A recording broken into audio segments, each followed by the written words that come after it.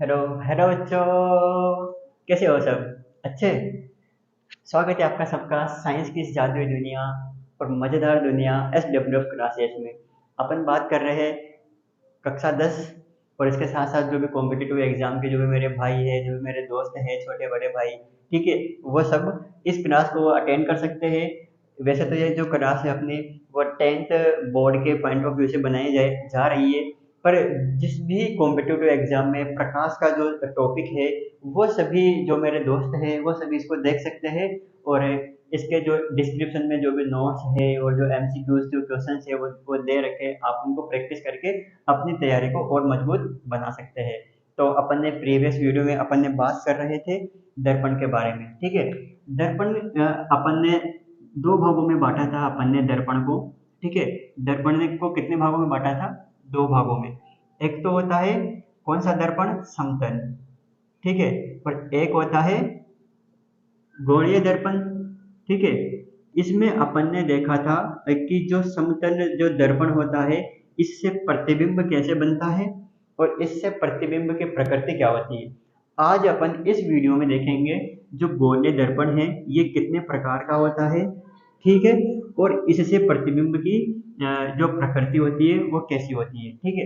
अब देखो गोलीय दर्पण कितने प्रकार का होता है? दो प्रकार का। अब ये दो प्रकार का कैसे हुआ? ये तो एक ही प्रकार का हुआ। तो देखो, अगर मेरे पास कोई भी स्पेयर है, स्पेयर का मीनिंग क्या है? मेरे पास कोई भी गोला है, ये, ठीक है। इस गोले का मैं छोटा सा पार्ट काट दूं, अगर यहां से मैंने छोटा सा पार्ट इसका काट दिया, इधर का, मतलब इधर का मैंने फेंक दिया, ठीक है। ये इस तरफ का जो पार्ट है ये मैंने काट के फेंक दिया, ठीक है। अब ये क्या है? किसी भी गोले का छोटा सा कटा हुआ पार्ट है, ठीक है। ये अब ये क्या है? कोई भी पारदर्शी सतह है। अब इसके एक तरफ मुझे क्या करना है? पेंट करना है, एक तरफ मुझे पॉलिश करनी है इसके।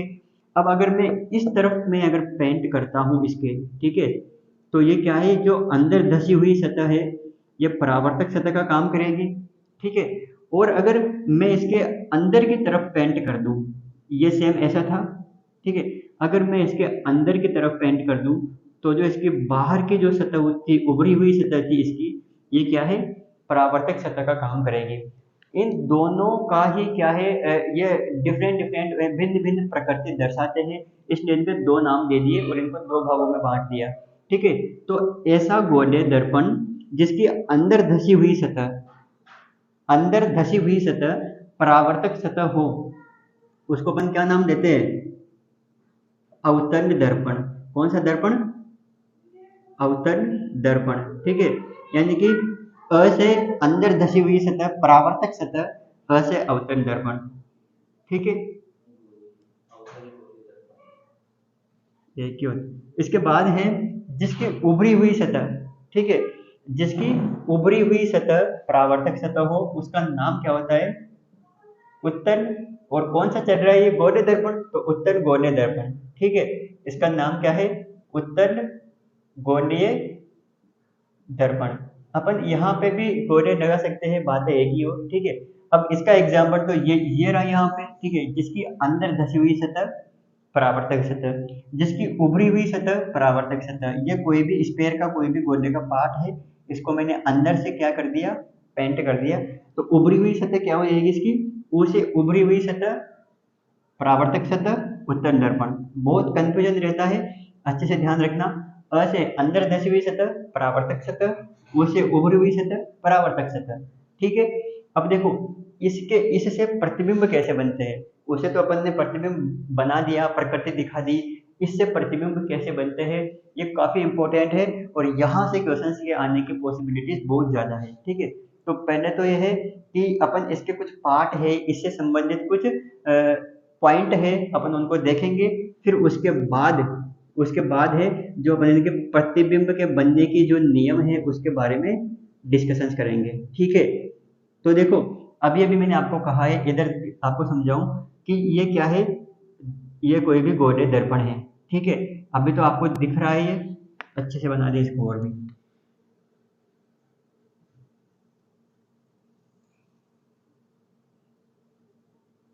ठीक है। ये आपका गोलीय दर्पण है, ठीक है। और मैंने ये पार्ट है ये मैंने इसका काट दिया है, ये पार्ट इसका काट दिया है, और ये इस पूरे गोले का कोई भाग है, ठीक है। ये इस पूरे गोले का भाग है जिसका मैंने ये पार्ट काट दिया है, ठीक है। अगर मैं इसको इधर पेंट करूं तो अवतल दर्पण, अंदर की तरफ पेंट करूं तो उत्तल दर्पण, ठीक है। इससे संबंधित कुछ पार्ट आते हैं कि जो भी मैंने इसका ये पार्ट काट रखा है, ये भाग, इसका जो मध्य बिंदु होता है, इस मध्य बिंदु का नाम होता है क्या? ध्रुव। इसका क्या नाम होता है? इसका नाम होता है ध्रुव। और इसको पी से रिप्रेजेंट करते हैं। किसे रिप्रेजेंट करते हैं? पी से। ये जो मेरा जो भी गोले दर्पण है, जिस गोले का ये भाग है, उस गोले का क्या क्या होगा? कुछ एक सेंटर आएगा, एक केंद्र आएगा। तो उस गोले का जो केंद्र आएगा, उस केंद्र का नाम होता है वक्रता केंद्र। क्या नाम होता है? वक्रता केंद्र, ठीक है। और उसको अपन रिप्रेजेंट करते हैं सी से, ठीक है। वक्रता केंद्र और ध्रुव को मिलाने वाली एक रेखा होती है, ये इधर आगे तक भी जा सकती है, ये इधर आगे तक भी जा सकती है, ठीक है। एक ऐसी रेखा जो कि वक्रता केंद्र और ध्रुव को आपस में मिलाती है, इसका नाम होता है मुख्य अक्ष। उसका क्या नाम होता है? अक्ष या फिर मुख्य अक्ष, अपन इसको रिप्रेजेंट कर सकते हैं, इसको दर्शा सकते हैं, ठीक है। मुख्य अक्ष, ठीक है। अब देखो एक और बिंदु आता है यहाँ पे, वक्रता केंद्र और ध्रुव, इसके बीच का एक ऐसा बिंदु, सेम इसके सेंटर का बिंदु, ठीक है। जहां पर क्या होता है कि अगर इस दर्पण पर कोई भी समांतर प्रकाश किरण, इस अक्ष के समांतर कोई भी प्रकाश किरण आएगी, तो वो परावर्तन के बाद जिस बिंदु से जाएगी उसका नाम होता है फोकस। उसका क्या नाम होता है? यह है फोकस बिंदु, ठीक है। इसको एफ से रिप्रेजेंट करते हैं, फोकस, ठीक है। इसको किससे रिप्रेजेंट करते हैं? एफ से। और ये क्या है? अभी इसमें एक पॉइंट और भी रह गया, ये है मेरा गोले दर्पण। जिस भी गोले का ये पार्ट है, उसका कुछ, उसका जो केंद्र आता है उसको तो मैंने नाम दे दिया वक्रता केंद्र। इस गोले की जो त्रिज्या होगी, त्रिज्या का मीनिंग क्या है? वक्रता केंद्र से ध्रुव के बीच की दूरी, जो भी त्रिज्या आएगी उस त्रिज्या का नाम होता है वक्रता त्रिज्या। क्या नाम होता है? वक्रता त्रिज्या। ये सारे के सारे टॉपिक आपको प्रॉपर डेफिनेशंस के साथ नोट्स में प्रोवाइड करवा दिए जाएंगे, ठीक है। इसको रिप्रेजेंट करते हैं आर से, ठीक है। और एक और पॉइंट कि फोकस, ये तो है फोकस और ये है ध्रुव। फोकस से ध्रुव के बीच की जो दूरी होती है वो होती है एफ। इसको स्मॉल एफ से रिप्रेजेंट करते हैं, इसको इसको नाम देते हैं फोकस दूरी या फिर फोकट दूरी, ठीक है।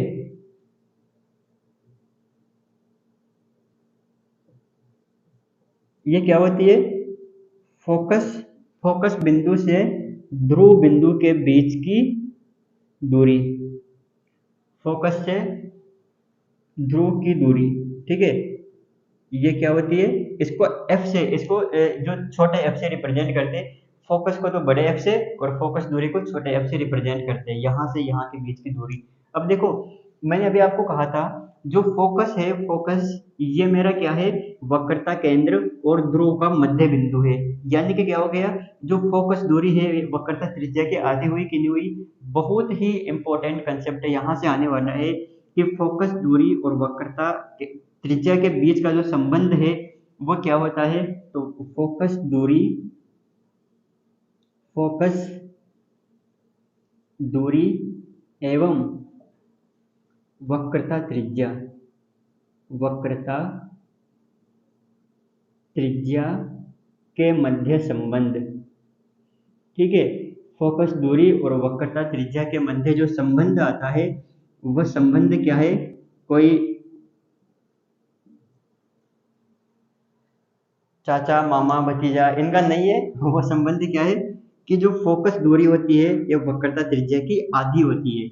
आधी का मीनिंग क्या है? ये इसमें आर में 2 से डिवाइड कर दूंगा तो क्या आ जाएगी? फोकस दूरी आ जाएगी एफ बराबर आर बटा 2, ठीक है। या फिर इसको अपन ऐसे भी रिप्रेजेंट करते हैं, आर बराबर 2 एफ। इसको इधर ट्रांसफर कर दूंगा तो फिर ये क्या हो जाएगा? आर बराबर 2 एफ। तो इस बोर्ड में अपन ने देखा गोले दर्पण दो प्रकार के होते हैं, अवतल और उत्तल, ठीक है। अवतल में अपन ने देखा कि अगर मैं किसी भी गोलीय सतह के बाहर की तरफ पेंट कर दूंगा तो उसके अंदर धसी हुई सतह परावर्तक सतह बन जाएगी, वो तो अवतरण दर्पण। और अगर मैं अंदर धसी हुई सतह को मैं अगर पेंट कर दूंगा तो उभरी हुई सतह परावर्तक सतह बन जाएगी, ये होता है उत्तल दर्पण। इससे संबंधित अपन ने कुछ जो महत्वपूर्ण बिंदु थे वो अपन ने देखे। अब सेम जैसे अवतरण दर्पण के बारे में बताया वही सेम उत्तल दर्पण के लिए होता है, ठीक है। ये तो इसका फोकस हो जाएगा, सॉरी ये तो उसका हो जाएगा ध्रुव, ठीक है। यहाँ पे आ जाएगा इसका फोकस, यहाँ पे आ जाएगा वक्रता केंद्र, ठीक है। वैसे ही इसका भी हो जाएगा ये ध्रुव, यहाँ पे आ जाएगा फोकस, यहाँ पे आ जाएगा वक्रता केंद्र सी, ठीक है। वक्रता केंद्र को सी से रिप्रेजेंट करते हैं, ठीक है। ये सारे टॉपिक अपन ने पढ़े। इसके बाद फोकस दूरी और वक्रता त्रिज्या के मध्य अपन ने संबंध देखा। तो इनके बीच जो संबंध आता है वो होता है कि फोकस दूरी होती है वो वक्रता त्रिज्या की आधी होती है, ठीक है। इसके बाद अपन देखते हैं, ये टॉपिक हो गए, ये सारे टॉपिक इनकी परिभाषा सहित आपको नोट्स में मिल जाएंगे, ठीक है। हाँ, तो ये जो महत्वपूर्ण बिंदु थे ये आपको याद रखने हैं।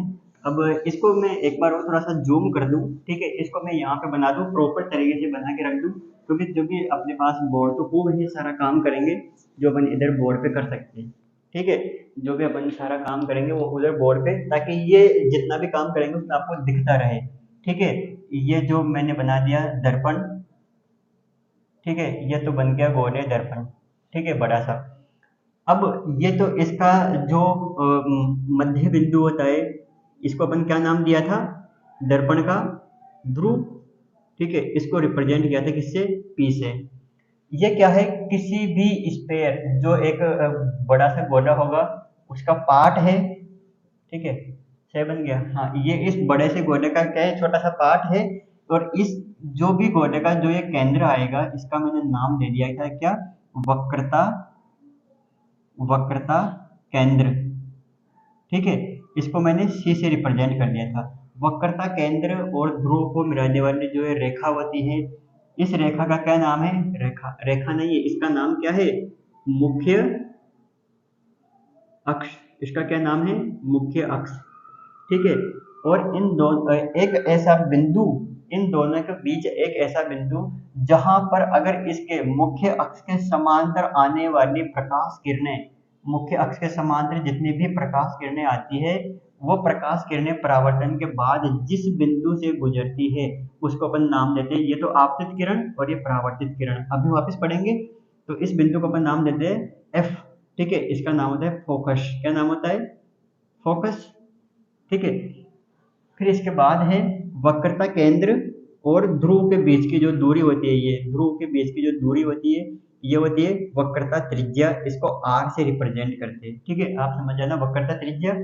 और ये फोकस और ध्रुव के बीच की जो दूरी होती है ये होती है फोकस दूरी, फोकस दूरी, ठीक है। और जितना मेरा पार्ट है, जितना मेरा ये है दर्पण, ये इस बिंदु से, ये मैंने नाम दे दिया एम, और ये इस बिंदु को मैंने नाम दे दिया एन, ये बहुत छोटा होता है, इसको हम कहते हैं दर्पण का द्वारक। क्या नाम देते हैं, जो एम एन जो दूरी होती है एम एन, ये होता है द्वारक, दर्पण का द्वारक, ठीक है, दर्पण का द्वारक। अब अपन जितने भी आगे बात करेंगे वो उन्हीं दर्पणों के लिए लागू होगी, उन्हीं दर्पणों पर अपने होगी जिनमें दर्पण का द्वारक बहुत छोटा होगा, ठीक है। जिनमें दर्पण का द्वारक क्या होगा, बहुत ही छोटा होगा, पर अपन बनाएंगे जूम करके बनाएंगे तो बहुत बड़े बड़े बना देंगे, ठीक है, आप समझ जाना। अब देखो इसके बाद है किसी भी गोलीय दर्पण से प्रतिबिंब का बनना। किसी भी गोलीय दर्पण से प्रतिबिंब बनाते हैं तो कैसे बनते हैं, ठीक है। अब सेम मैंने यहाँ पे आपको उत्तल दर्पण और अवतल दर्पण दोनों के बारे में बताया है, दोनों में फिक्स पॉइंट होते हैं, ठीक है। ये ध्रुव है, ये अवतल में भी होगा उत्तल में भी होगा, फोकस दोनों में होगा, वक्रता केंद्र दोनों में होगा, मुख्य अक्ष भी दोनों में होगा, ठीक है, ये सारा सिस्टम। अब मैं यहाँ पे वन बाय वन में बात करेंगे कि अवतल दर्पण से प्रतिबिंब कैसे बनता है, उसकी क्या प्रकृति होती है, और उत्तल दर्पण से प्रतिबिंब कैसे बनता है इसकी क्या प्रकृति होती है। तो देखो प्रतिबिंब के बनने से पहले अपन इस टॉपिक पर चर्चा करते हैं कि प्रतिबिंब बनाने के नियम क्या है। प्रतिबिंब कैसे बनाएंगे, अपनी मन मर्जी से नहीं बनाएंगे, जहां से किरण गुजरेगी वहीं से बने, वहीं से अपन गुजारेंगे। तो इसके 3-4 नियम होते हैं, अपन को 2 ही नियम को अपन को फॉलो करना है, ठीक है। कितने नियम? 3-4 नियम। तो एक एक करके सारे नियम अच्छे से समझने हैं, ठीक है। देखो वो सारे पॉइंट समझ में आए गए। मैं बात कर रहा हूँ उत्तल और अवतल दोनों ही दर्पणों की मैं बात कर रहा हूँ, ठीक है। एक ही बार में दोनों दर्पण, डिफरेंट डिफरेंट नहीं, एक ही बार में, ताकि कंफ्यूज नहीं हो। अब देखो, अगर मैंने कहा बिंब से जो किरणें आती है, ठीक है, बिंब से आपतित प्रकाश किरणें अगर मुख्य अक्ष के समांतर है, बिंब से आपतित प्रकाश किरणें अगर मुख्य अक्ष के समांतर है, तो ये परावर्तन के पश्चात फोकस, जो आपका फोकस बिंदु होता है, मुख्य फोकस, उस मुख्य फोकस से गुजरती है या गुजरती हुई प्रतीत होती है, ठीक है। एक ही ये आपका नियम है, ये आपको नोट्स में प्रो अच्छी तरीके से मिल जाएगा। अब देखो, कब तो गुजरती है और कब गुजरती हुई प्रतीत होती है।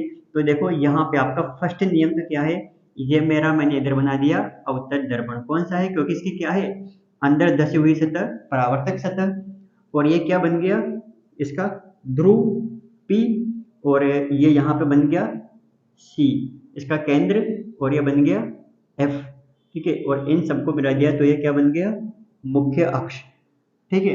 इधर कोई भी बिंब रखा हुआ है, इधर कोई भी ऑब्जेक्ट रखा हुआ है, यहाँ से प्रकाश की किरणें आ रही है जो मुख्य अक्ष के क्या है, समांतर। समांतर का मीनिंग इसको कभी नहीं काट रही। तो यहाँ से प्रकाश किरणें जो भी इधर आपतित होगी इसके समांतर, ये तो आपतित होगी। अब यहाँ पे दो कंडीशन है, यहाँ पे टकराएगी, परावर्तित होगी, वापिस से इसी माध्यम में आएगी। तो या तो वो इधर जाएगी या फिर वो इधर जाएगी, ठीक है। दो ही रास्ते हैं। तो फर्स्ट नियम अपना जो कहता है वो ये कहता है कि जो भी समांतर प्रकाश किरण जितनी भी आएगी परावर्तन के बाद कहाँ से जाएगी, फोकस से। तो इधर तो फोकस कहीं नहीं दिख रहा, ठीक है, इधर तो फोकस है नहीं, तो ये परावर्तन के बाद कहाँ से जाएगी, फोकस से। ये यहाँ से फोकस, ठीक है, फोकस बिंदु से जाएगी। मैंने इसमें यह भी कहा था या तो जाएगी या फिर फोकस से जाते हुए प्रतीत होगी। तो जाएगी तो कहाँ से, अवतल दर्पण में। अगर मैं उत्तल दर्पण की मैं अगर बात करूं, ये 2 नंबर, सॉरी 1 नंबर ही है उत्तल दर्पण के लिए, ठीक है। ये इसकी उभरी हुई सतह, परावर्तक सतह, ठीक है। ये तो क्या हो जाएगा, उभरी हुई सतह, परावर्तक सतह, और ये इसका हो जाएगा मुख्य अक्ष, और ये इसका हो जाएगा ध्रुव, ये हो जाएगा इसका फोकस, और ये हो जाएगा इसका सी। अब देखो, इधर से तो कोई प्रकाश की किरण आएगी नहीं, और अगर आएगी तो परावर्तित होगी नहीं। क्यों नहीं होगी, क्योंकि यहाँ पे तो पेंट की हुई है, तो प्रकाश की किरणें सभी इधर से ही आएगी, ठीक है। अब प्रकाश की किरणें इधर से आएगी तो ये इधर से इसके समांतर आई, ठीक है। ये क्या है, मेरा मुख्य अक्ष है, ये इसके समांतर आई जो इसको कभी नहीं काटेगी, ये आपतित प्रकाश किरण। अब ये परावर्तित होगी यहाँ से, तो यहाँ से परावर्तन के बाद दो ही चांस है, या तो ये ऊपर जाएगी या फिर ये इधर नीचे आएगी, ठीक है। क्योंकि इसको इसी माध्यम में आना है, तो या तो ऊपर जाना है या नीचे जाना है, ठीक है। पर अपना नियम क्या कहता है कि समांतर आपतित प्रकाश किरण दर्पण कोई सा भी हो, परावर्तन के बाद कहाँ से जाएगी, फोकस से, या फोकस से जाती हुई प्रतीत होगी। तो अगर ये इस डायरेक्शन में आती है तो इधर ना तो कहीं फोकस आता है, और नहीं इसको पीछे बढ़ाऊंगा तो नहीं नहीं इधर कहीं फोकस आता है। तो यानी कि ये कंडीशन तो आपकी होगी फेल, या तो कभी नहीं होगा।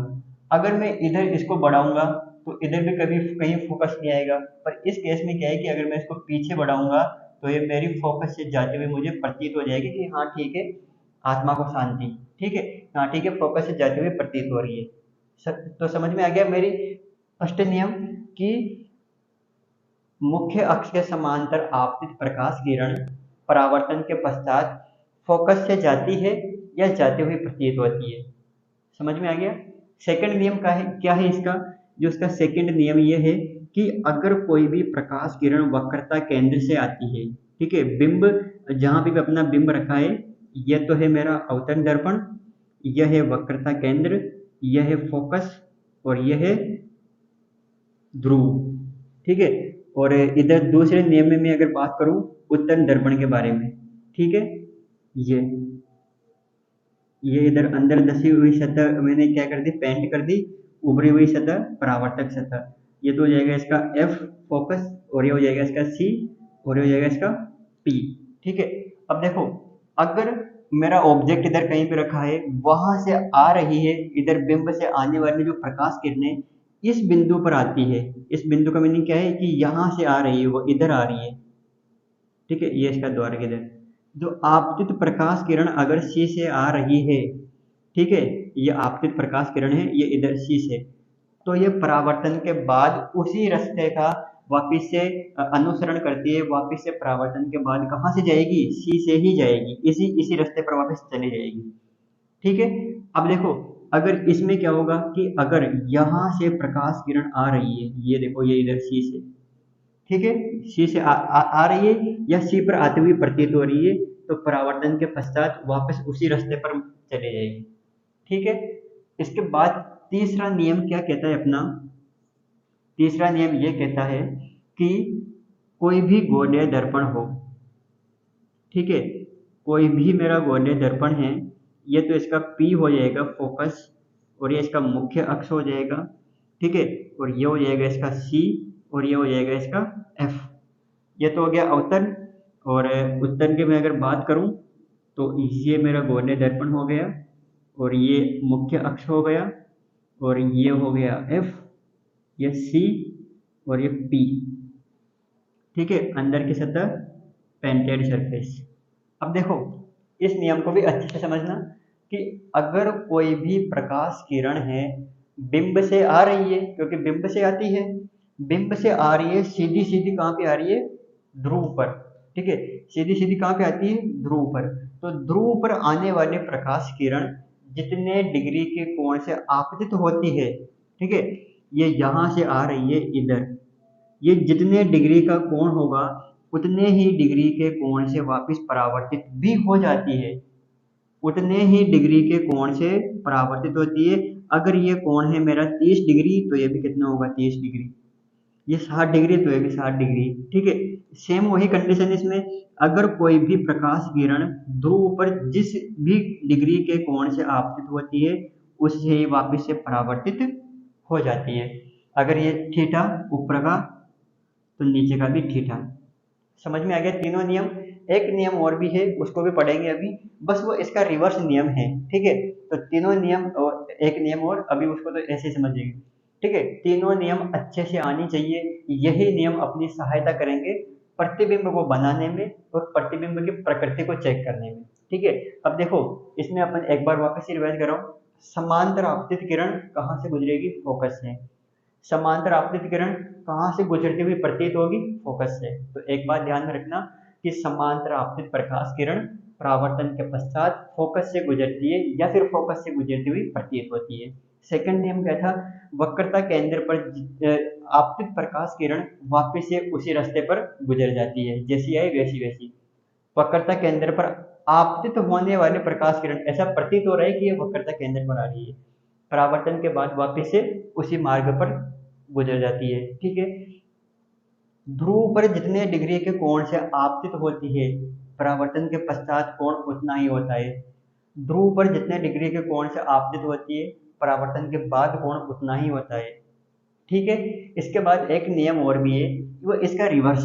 इसका रिवर्स कैसे, इसमें अपन ने कहा है कि समांतर आपतित प्रकाश किरण फोकस से जाती है। ठीक है, ये यहाँ पे मैं आपको बता दूं, समांतर आपतित प्रकाश किरण कहाँ से जाती है, फोकस से। ठीक है, वो ये यहाँ पे, ये इधर तो मेरा आ गया P, और ये अक्ष, ये मुख्य अक्ष, और ये हो गया C, और ये हो गया F। ठीक है, परावर्तन के बाद कहाँ से जाएगी, फोकस से। अब अगर किरण मेरी फोकस पे आ गई, अगर मेरी किरण क्या, प्रकाश की किरण, ठीक है, अगर प्रकाश की किरण फोकस से ही आ गई, ठीक है, यहाँ पे फोकस से आ गई, ये प्रकाश की किरण का आपतन है वो कहाँ से हो गया, फोकस से। प्रकाश की वही किरण मेरी नहीं है, मेरा कुछ भी नहीं है किरण में। ठीक है, प्रकाश की किरण फोकस से आ गई, तो परावर्तन के बाद क्या होती है, वह मुख्य अक्ष के समांतर हो जाती है, इसी का रिवर्स। ठीक है, तो सेम यही कि अगर फोकस पर आती हुई प्रतीत होती है, इसमें तो आ गई, इसमें फोकस पर आती हुई प्रतीत होती है, ये इधर इधर जा रही है, अगर आती है तो इधर जाती है, इधर आती हुई प्रतीत होती है तो समांतर हो जाएगी। ठीक है, तो इनको ध्यान में रखना है, अगर फोकस पर आती है तो समांतर हो जाएगी, समांतर आती है तो फोकस से जाएगी। इन चार नियम में से कोई भी दो नियम आपको अच्छे प्रॉपर तरीके से याद हो जाएंगे, आगे का सारा कंसेप्ट, सारा चैप्टर पूरी प्रॉपर तरीके से क्लियर हो जाएगा। और जो आभासी और जो वास्तविक, ये जो इनका कंसेप्ट है एकदम अच्छे तरीके से पूरा प्रॉपर क्लियर हो जाएगा। पूरी सारणी याद रखने की जरूरत आपको बिल्कुल भी नहीं है। जितना आपको बताया जा रहा है उतना ही ध्यान रखो और विश्वास रखो एक बार। चाहे आप सर कहो चाहे आप भैया कहो, ठीक है, अशोक भैया के ऊपर विश्वास रखो। पूरा जो कंसेप्ट आपको पढ़ाएंगे एकदम प्रॉपर होगा, क्लियर होगा। आप एक बार नोट्स भी चेक करो, नोट्स भी पढ़ो और उसके बाद एमसीक्यूज भी करो, ठीक है। अपनी नेक्स्ट मीटिंग होगी नेक्स्ट वीडियो में, जहाँ पे बताएंगे आपको कि अवतरण दर्पण से प्रतिबिंब कैसे बनते हैं और उनकी प्रकृति क्या होती है, और इनसे भी कैसे बनते हैं, इनकी प्रकृति क्या होती है। जहाँ तक आप हमारे साथ बने रहिए, वीडियोस को देखते रहिए और हंसते रहिए, मुस्कुराते रहिए। Thank you.